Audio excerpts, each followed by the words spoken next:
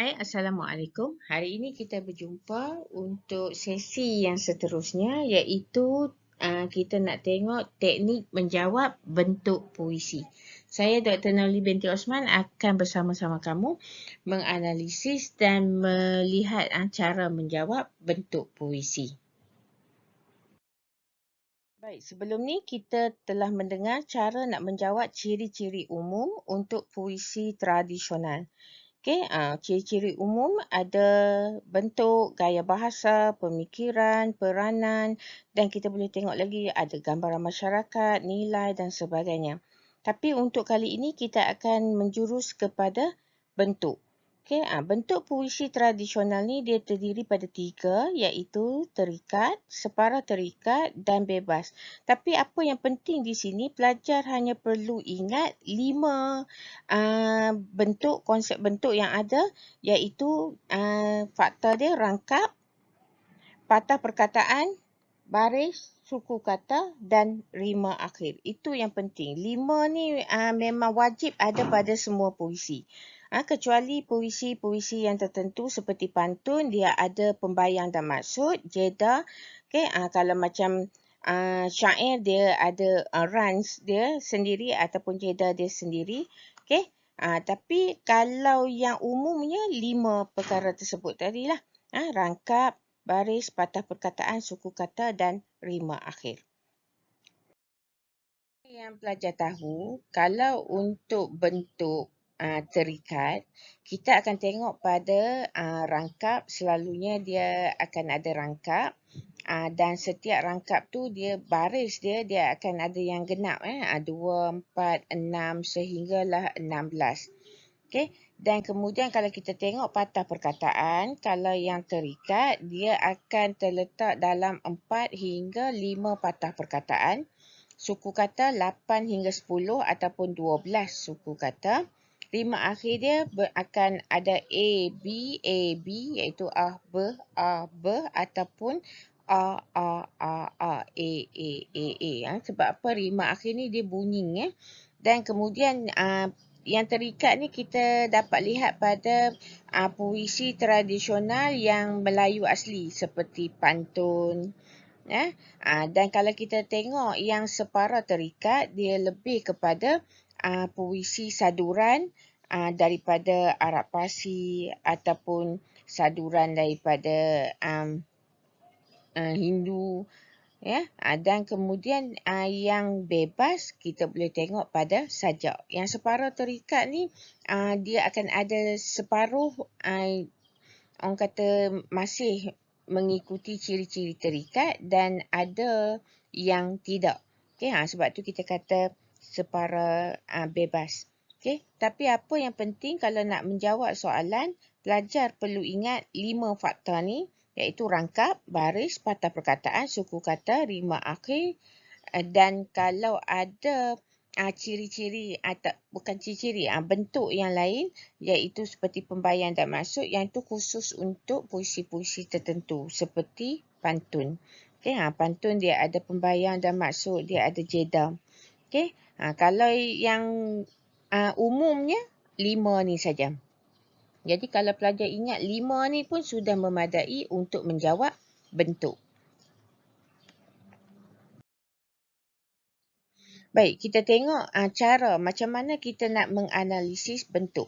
Rangkap ni secara formal ialah baris mantra yang terdapat dalam sesebuah puisi. Okay? Jadi di sini kalau kita nak analisis, kita tengok contoh pantun kasih sayang. Okay? Pantun kasih sayang ni dia ada 2 rangkap. Macam mana kita nak tahu? Kita tengok satu rangkap dan bila dia nak mula rangkap yang seterusnya dia ada gap, dia ada orang kata dia macam jauh lah sikit. Okay? Dan kemudian kita boleh tengok rangkap yang pertama ni dia ada 4 baris. Sebab apa? Kita dah sekarang ni mengkaji pantun 4 kerat. Okay? Kalau pantun 2 kerat dia ada 2 baris dalam satu rangkap. Kalau pantun 8 kerat dia ada 8 baris dalam satu rangkap. Dan kita tengok di sini dia ada gap dan yang kedua itu mewakili rangkap yang kedua. Jadi kita tahulah pantun kasih sayang ini kalau rangkap dia mempunyai dua rangkap. Okey.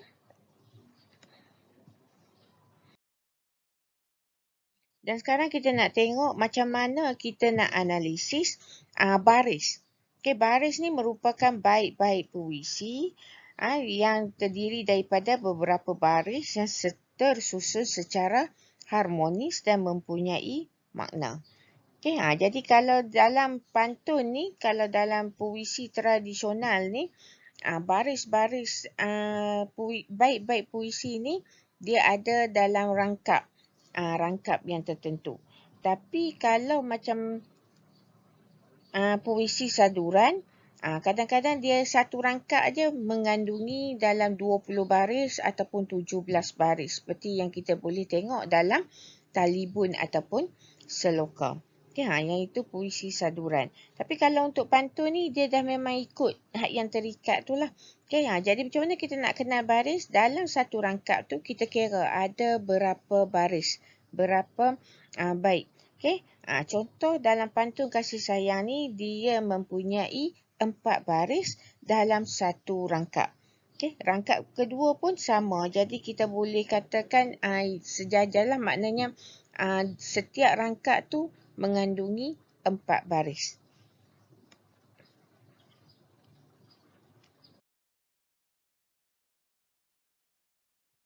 Dan kalau kita nak tengok patah perkataan pula, kita akan tengok panjang dan yang paling sedikit. Kalau yang puisi terikat, kita dah tahu patah perkataan ni dia di antara 4 hingga 5 patah perkataan. Tapi kalau yang separa ataupun yang bebas, patah perkataan ni mungkin boleh jadi kurang daripada 3 atau lebih pada 5. Tapi di sini kita nak tengok, kalau kita nak menganalisis puisi tradisional, selalunya dia akan berada di antara 4 hingga 5 patah perkataan. Dan pelajar perlu cari yang mana yang menunjukkan 4 patah perkataan, baris mana dalam rangkap mana, dan baris mana dalam rangkap mana yang menunjukkan 5 patah perkataan yang paling panjang. Okay? Jadi di sini secara logiknya kita nak kena tengok perkataan-perkataan tersebut, kita kena kira. Okay? Satu lagi, kalau penggunaan orang kata sendi nama seperti di, ke. Okay? Kalaulah dia tu dijarakkan macam di sini, jadi itu adalah 2 patah perkataan. Okay? Macam kalau kita tengok kan nama, kalau nama tempat ke apa selalunya jauh, jadi 2 patah perkataan. Tapi kalau rapat, kita akan anggap dia sebagai 1 patah perkataan. Okay? Jadi kita tengok, kalau dia jarak, dia akan jadi dikira sebagai 1.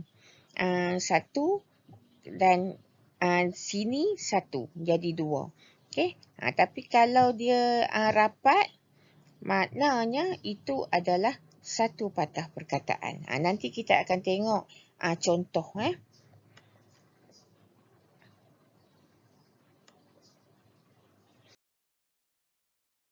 Contoh dekat pantun kasih sayang ni, kita tengok dari mana pipit melayang. Itu ada 4 patah perkataan. Okay? Dari paya turun ke padi. Jadi di situ pula kita tengok ada 5 patah perkataan. Kalau pelajar tengok hujan di hulu belumlah teduh, di hulu kita akan kira sebagai 2 patah perkataan. Okay? Belumlah kita kira 1 patah perkataan, walaupun lah itu adalah sisipan. Jadi kan kalau yang rapat tu kita akan kira sebagai 1. Kalau yang jarak, kita akan kira sebagai 2 patah perkataan. Jadi di sini pantun kasih sayang mengandungi 4 hingga 5 patah perkataan, dan pelajar bila jawab, pelajar perlu bagi contoh yang mana yang menunjukkan 4 patah perkataan dan yang mana yang menunjukkan 5 patah perkataan.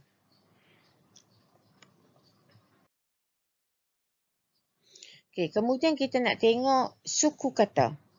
Okey, suku kata ni kita tengok pada aturan bunyi pertuturan dia. Okey, contoh kalau dari, dia mengandungi 2 suku kata iaitu da dengan ri. Dan selalunya suku kata ni kita kalau dalam puisi bentuk terikat ataupun puisi tradisional, dia akan mengandungi 8 hingga 12 suku kata dalam sebaris. Okey, dan pelajar perlu beri contoh yang menunjukkan yang paling sedikit dan yang paling banyak dalam puisi tersebut.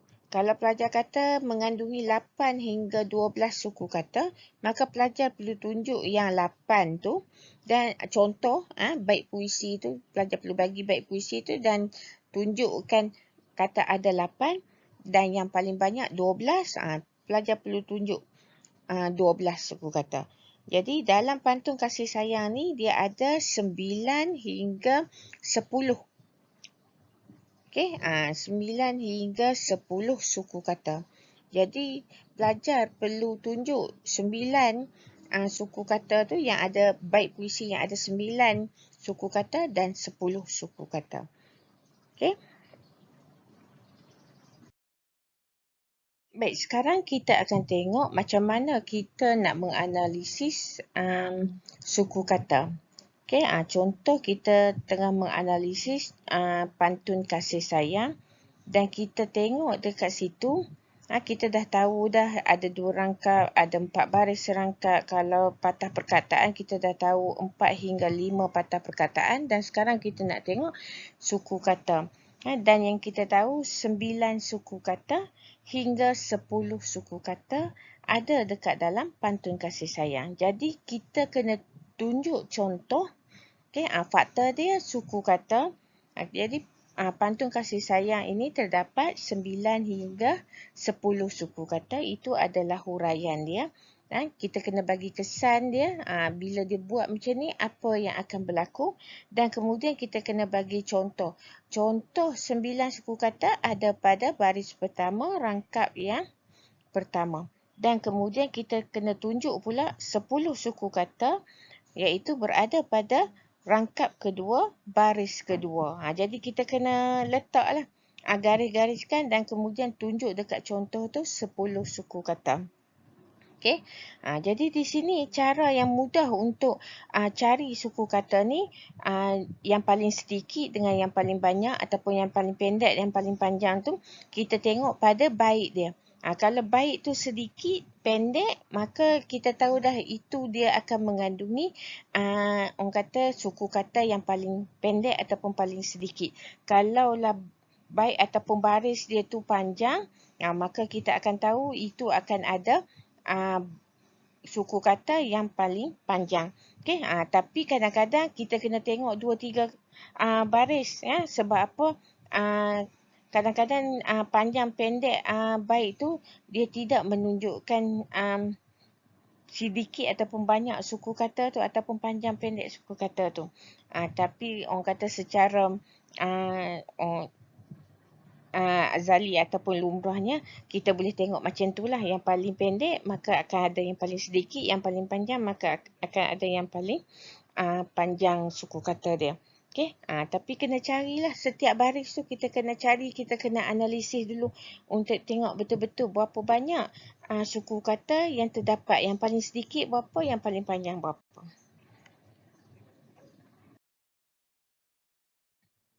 Okay, seterusnya kita nak tengok rima akhir. Kalau yang puisi tradisional dia akan ada beh. Okey, iaitu bunyi dia A ataupun AB pada setiap rangkap.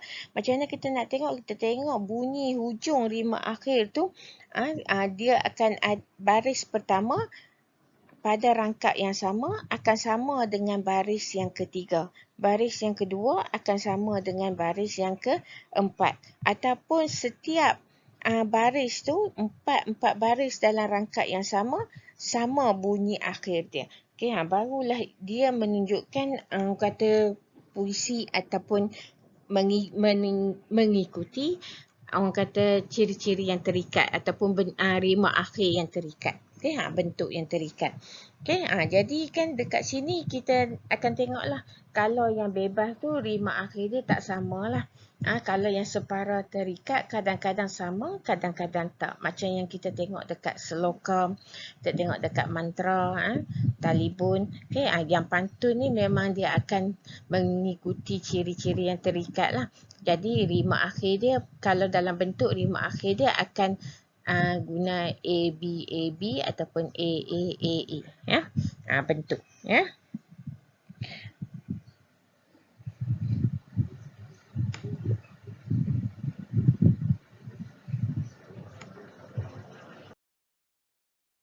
Jadi contoh dia macam mana kita nak tengok rima akhir yang sama A, B, A, B ataupun A, A, A, A. Jadi kita tengok macam yang ada pada contoh. Yang ni, okay? Dari mana pipit melayang, yang tu. Jadi ang tu sama, baris pertama sama dengan baris ketiga. Yang baris kedua D sama dengan T tu. Okay? Jadi sama juga macam yang baris yang ada pada rangkap yang kedua. Jadi yang ini kita kata AB, AB ataupun AB, AB. Kalau kita tengok dekat syair, dia banyak menggunakan ataupun A. Kalau kita tengok sloka pula, dia lebih pada rima akhir yang bebas.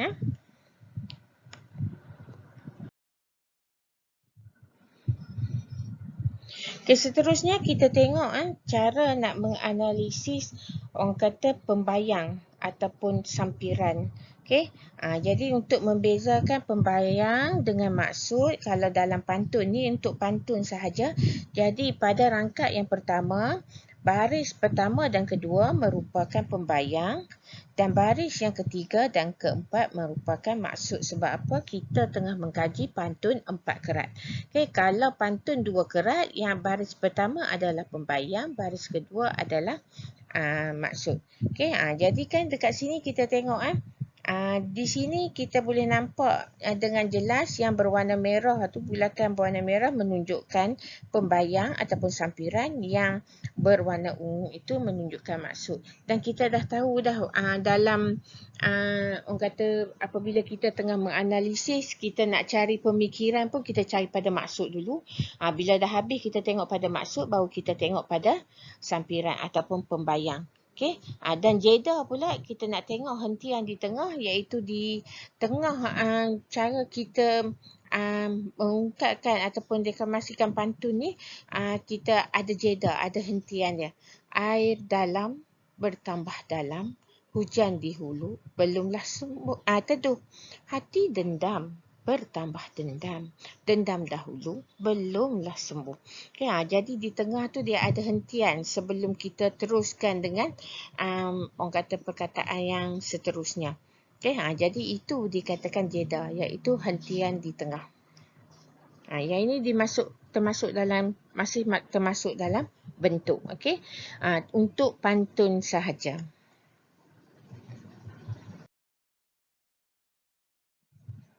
Okay, sekarang kita akan tengok teknik menjawab bentuk. Okay, untuk menjawab bentuk, dia sama macam gaya bahasa. Pelajar perlu beri fakta, huraian, penjelasan, ulasan ataupun perbincangan. Itu ikut kata tugas soalan yang pelajar dapat. Okay. Yang ketiga, pelajar wajib bagi kesan ataupun kepentingan ataupun fungsi. Yang ini merupakan orang kata sebab kenapa kita guna. Kalau kita guna bentuk ni, apa yang akan berlaku. Dan contoh, wajib bagi contoh. Okay. Jadi untuk fakta, huraian, kesan dan contoh ni, kalaulah pelajar bagi dengan lengkap, pelajar akan dapat markah penuh. Okay, tapi kalau soalan tu dia nak kata bagi 3 bentuk yang terdapat dalam puisi, dia bagi 9 markah, maka 3 markah sajalah untuk satu perenggan. Jadi di situ yang penting pelajar kena letak fakta, huraian dengan kesan tu sekali dan contoh. Okey, akan dapat 3 markah. Dan kalau 4 markah pun pelajar perlu juga letak fakta, huraian, kesan dan contoh. Sebab apa? Memang cara jawab dia macam tu.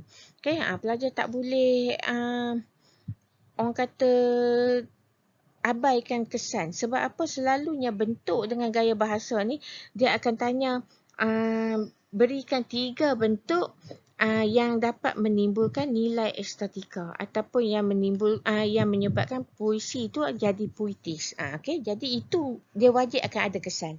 Okay? Kalau tak ada yang tu, barulah huraian tu. Orang kata fakta, huraian dengan contoh saja boleh kan. Tapi sebaik-baiknya kalau untuk bentuk dengan gaya bahasa, bagi ke empat-empat ni. Wajib bagi ke empat-empat ni. Antara kesan untuk bentuk yang boleh pelajar guna ialah kesan dia ataupun fungsi dia untuk menyampaikan mesej dengan jelas dan sedap ataupun merdu didengar. Okay, mengindahkan lagi irama dan bunyi. Memerdukan intonasi dan bunyi. Yang ni kalau kita tengok untuk rima akhir sesuai lah sebab dia lebih kepada bunyi. Okay, untuk menimbulkan keserasian bunyi dan makna. Okay, yang ini kita boleh tengok untuk patah perkataan, untuk suku kata dan sebagainya. Jadi pelajar boleh guna kesan yang diberi ni untuk menjawab soalan bentuk. Okay, jadi kesan ni dia sama je. Kalau soalan tu tanya fungsi ke, kepentingan ke, kesan, memang yang inilah jawapan dia. Perlu ada ayat-ayat ni. Okay? Ambil satu je. Untuk satu perenggan satu je. Yang sesuai dengan fakta bagi rangkap, baris, patah perkataan, suku kata dan rima akhir. Okey, kalau kita guna peta alih seperti yang saya nyatakan sebelum ni, okey, jadi kan kita kena ada ke semua ayat ni. Okey, jadi kan ada ayat fakta, ada ayat huraian ataupun penjelasan ataupun perbincangan ikut kata tugas yang diletakkan dalam soalan, ayat kepentingan, ayat kesan ataupun ayat fungsi dan seterusnya ayat contoh. Contoh pelajar kena bagi macam ni lah. Kalau untuk patah perkataan, untuk suku kata, bagi satu yang paling panjang dan satu yang paling pendek ataupun yang paling sedikit dan yang paling banyak. Okey, barulah lengkap jawapan pelajar untuk bentuk. Jadi kita akan dapat cara jawab untuk satu perenggan macam ni lah. Pelajar perlu ada fakta, ada huraian, ataupun penjelasan, ataupun ulasan, ataupun perbincangan, ayat kesan dan ayat contoh. Okay, barulah lengkap satu jawapan pelajar, satu rangkap. Okay, kalau dia mahu 3, pelajar kena bagi 3 lah. Kalau dia mahu 5, kena bagi 5 isi yang lengkap macam ni. Okay, ni kita tengok pada cara menjawab untuk patah perkataan. Okay, yang kedua yang berwarna putih tu saya tak highlightkan lah. Orang kata ayat fakta, ayat huraian ataupun ulasan ke ayat kesan, fungsi dan contoh. Tapi itu untuk cara menjawab suku kata. Okay, dan seterusnya rima akhir. Yang ini semua pelajar boleh dapat boleh lihat dalam nota yang diberi dan cara jawab bagi setiap puisi tradisional ataupun sajak untuk bentuk macam ni adalah sama. Cuma beza dia kan contoh tu lah. Dengan orang kata suku kata ke apa semua tu kita kena tengok puisi yang kita kaji lah. Okay. Tapi cara jawab macam ni sama. Ya. Okay, itu sahaja. Sekian, terima kasih. Saya harap pelajar dapat menjawab bentuk dengan baik. Okay, sebab apa? Cara menjawab bentuk dia lebih kurang sama tapi berbeza sebenarnya dengan ciri-ciri. Dan selepas ini kita akan tengok sesi kelima iaitu cara menjawab gaya bahasa. Okay, semoga berjaya.